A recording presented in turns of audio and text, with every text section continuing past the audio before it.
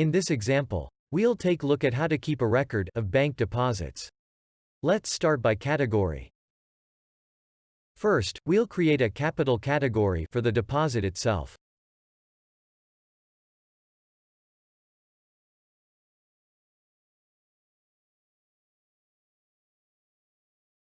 Then, we add the revenue category for the interest that we will receive.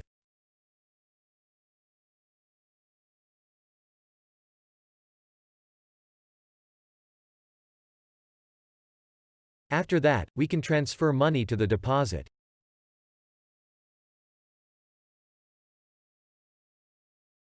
That's it. We earned 15,000 and placed 10 into the deposit. After a while, the bank will pay us interest. To take it into account, we will create an operation.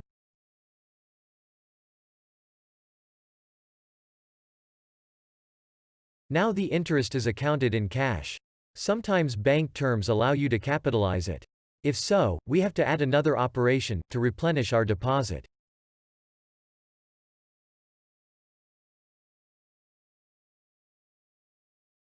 Let's take a look at the analysis. As we see, the capitalization of earnings affects our statement.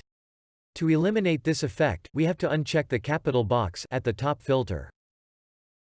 Without capitalization, we can see the free cash flow for a year, and interest is a positive part of its calculation.